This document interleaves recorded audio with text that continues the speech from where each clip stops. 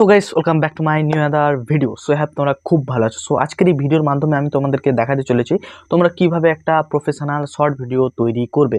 তো professional short video হয়তো তোমরা ইউটিউবে অনেকেই ভিডিও দেখেছো, তো সেখানে এডিটিং দেখায়, স্ক্রিপ্টিং দেখায়, সাউন্ড ইফেক্ট এই সমস্ত দেখায়, কিন্তু আমি তোমাদেরকে সেগুলো কিছুই বলবো না। তো সেগুলো বলবো, কেন বলবো না, সেগুলোও বলবো। তো সবচেয়ে মেন গুরুত্ব তোমাদেরকে যেটা আমি বলবো সেটা হচ্ছে ভয়েস রেকর্ড। তো তুমি তোমার ভয়েসটা কীরকম দিবে, কীরকম রেকর্ড করবে, কতটা করবে, কিভাবে করবে, তো দিলেই কিন্তু ভিডিওটা প্রফেশনাল আসবে। তো ম্যাক্সিমাম শর্ট ভিডিও ভয়েস ওভারের ওপরই কিন্তু টিকে আছে। তো ম্যাক্সিমাম যারা ভয়েস ওভার করে শর্ট ভিডিওতে তারা কিন্তু ভয়েস ওভারটা করে। তো সেই ভয়েস ওভারটা কীভাবে করবে, তো ভয়েস ওভার করাটাও অনেকে দেখায়, কীভাবে ভয়েস কোয়ালিটি ইমপ্রুভ করবে সেগুলোও দেখায়, কিন্তু কীরকমভাবে ভয়েসটাকে তুমি রেকর্ড করলে একটা প্রফেশনাল ওয়েতে তুমি শর্ট ভিডিও তৈরি করবে, তো সেটাই আজকে আমি ভিডিওতে তোমাদেরকে আমি দেখাতে চলেছি। সো তাহলে আর বেশি কথা না বলে আজকের ভিডিও শুরু করা যাক। সো গাইস, তো আমি এডিটিংটা দেখাচ্ছি। তো মেন যেটা হচ্ছে ভয়েস, তো সেটা দেখানোর আগে আমার ভয়েস ওভার একটি মিনি ব্লগ ভিডিও তোমরা দেখে নাও।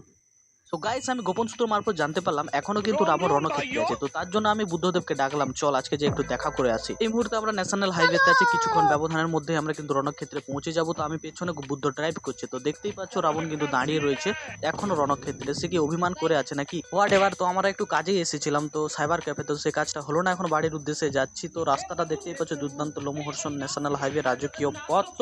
সো তোমরা দেখলে তো এটা এরকমভাবে আমি করেছি। তো মেন ফান্ডামেন্টাল যে ব্যাপারটা সেটা হচ্ছে ভয়েস ওভার। সো ভয়েস ওভারের টেকনিকটা আমি তোমাদেরকে দেখাচ্ছি। সো এই যে দেখতেই পাচ্ছ, তো এটা আমি ইনশর্ট থেকে করছি, তো তোমরা যেটা থেকে পারো সেটা থেকে করবে। তো ভয়েস রেকর্ডার, তো দেখতেই পাচ্ছ এই যে লালটা, এই লাল এইটা হচ্ছে ভয়েস রেকর্ডার।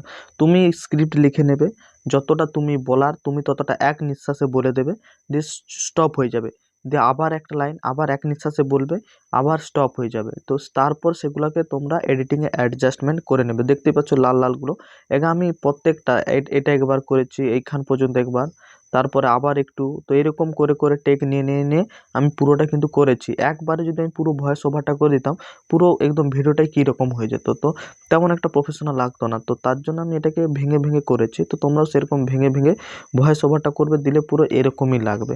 সো দেখতেই পাচ্ছ এখানে রেকর্ডার অপশান তো এখন হচ্ছে না, যেহেতু আমার বয়া বা মাইকের কর্ড গঞ্জা আছে তার জন্য হচ্ছে না।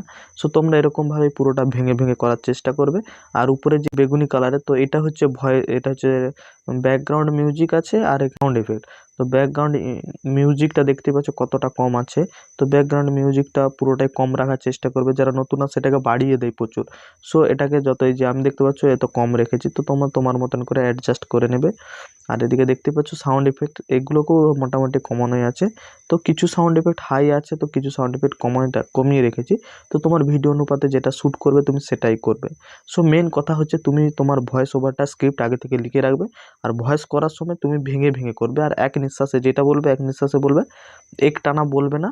তো এক টানা বলবে না, এক নিঃশ্বাসে বলবে, স্টপ হয়ে যাবে, দিয়ে আবার ভিডিওটা শুরু করবে। তাহলে কিন্তু প্রফেশনাল লাগে আর কি ভিডিওটা যখন তৈরি হয় আর কি। তো এরকমই একটা ভিডিও তৈরি হয়ে যাবে। সো আই হোপ তোমাদেরকে মেন ফান্ডামেন্টালটা আমি ক্লিয়ার করতে পেরেছি।